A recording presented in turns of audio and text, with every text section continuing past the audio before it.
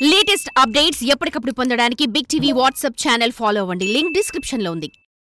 ముద్రగడ పద్మనాభం కాపు reservation ఉద్యమ నేతగా పేరు. కాపులపై తనకే పేటెంట్ ఉన్నట్లు మాట్లాడుతుండడం ఆయన స్టైల్. దశాబ్ద కాలం ప్రత్యక్ష రాజకీయాలకు దూరంగా ఉంటున్న ఆయన వైసీపీ లీడర్ అవతారమెత్తారు. వైసీపీకి కాపు సామాజిక వర్గం మద్దతు కూడగట్టడానికి నానా పాట్లు పడ్డారు.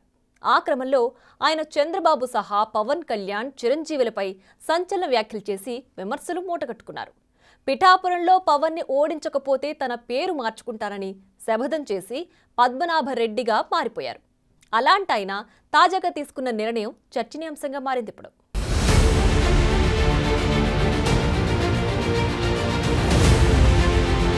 ముద్రగడ పద్మనాభం కాపు ఉద్యమ నేతగా తెగ హడావిడి చేశారు. 3 సార్లు శాసనసభ్యుడిగా, ఒకసారి ఎంపీగా, 2 సార్లు రాష్ట్ర మంత్రిగా పనిచేసిన సీనియర్ పొలిటీషియన్. గోదావరి జిల్లాలో బలమైన కాపు సామాజిక వర్గానికి పెద్దన్నగా వ్యవహరించడానికి నానా పాట్లు పడ్డారు. అలాంటి ముద్రగడ పద్మనాభం మాటంటే మాటే అని పలు సందర్భాల్లో నిరూపించుకున్నారు. పవన్ కళ్యాణ్ పిఠాపురంలో గెలిస్తే తాను పేరు మార్చుకుంటానని సవాల్ చేసి దానికి కట్టుబడి పద్మనాభరెడ్డి అని మార్చుకున్నారు.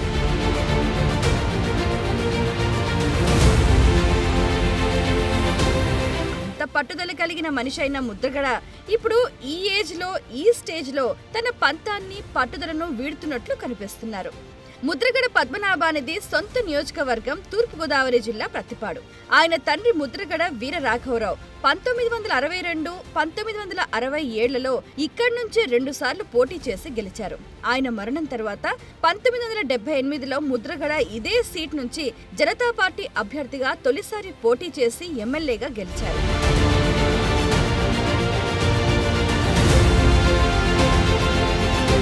ఆ తరువాత ముద్రగడ పద్మనాభం టీడీపీలో చేరారు. 1983, 1985లలో ఆయన ప్రతిపాడు నుంచి టీడీపీ ఎమ్మెల్యేగా పనిచేశారు. 1989లో ఆయన కాంగ్రెస్ నుంచి పోటీ చేసి అదే పత్తిపాడులో ఘన విజయం సాధించారు. అయితే 1994లో కాంగ్రెస్ నుంచి పోటీ చేసిన ముద్రగడను ప్రతిపాడు ఓటర్లు మొదటిసారి ఓడించి కోలుకోలేని షాక్ ఇచ్చారు.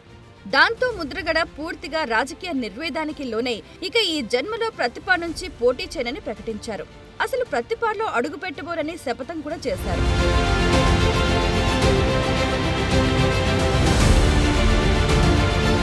తరువాత మళ్లీ టీడీపీలో చేరిన ముద్రగడ పద్మనాభం కాకినాడ ఎంపీగా గెలిచారు.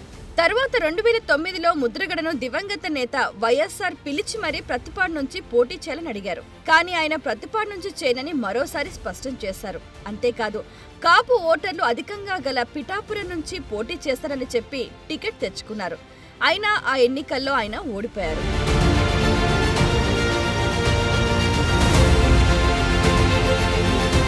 ఈ నేపథ్యంలో వైసీపీ నాయకుడిగా ఉన్న ముద్రగడ మళ్లీ ప్రతిపాడు వైపు చూస్తున్నారన్న టాక్ నడుస్తోంది.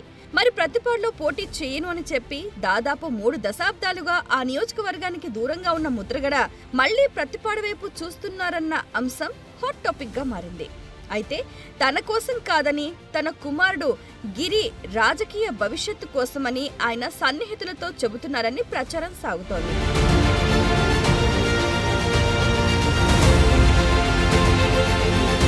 ముద్రగడ కుమారుడు గిరిబాబుని ప్రతిపాడు వైసీపీ ఇన్ఛార్జిగా అధినాయకత్వం నియమిస్తోందని అంటున్నారు. తనతో పాటు తన తండ్రి ప్రాతినిధ్యం వహించిన ప్రతిపాడు నుంచి తన వారసుని పోటీకి దించి ఎమ్మెల్యేగా గెలిపించుకోవాలని ముద్రగడ చూస్తున్నారట.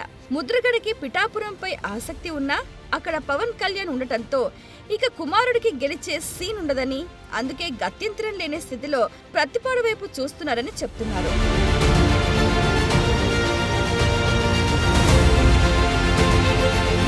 కుమారుడి భవిష్యత్తు దృష్ట్యా ముద్రగడ తన పట్టు సడలించుకొని ప్రతిపాడు నుంచి వారసుని దించి వైసీపీ తరఫున వచ్చే ఎన్నికల్లో అభ్యర్థిగా నిలబెట్టి గెలిపించుకోవాలని చూస్తున్నారని టాక్ నడుస్తోంది. అదే జరిగితే 3 దశాబ్దాల క్రితం తాను పట్టిన శపథాన్ని ముద్రగడ పక్కన పెట్టి ప్రతిపాడులో రాజకీయం మొదలు పెడతారన్నమాట. అయినా ముద్రగడ అనుకుంటే సరా, జగన్ వారికి అవకాశం ఇవ్వాలి కదా.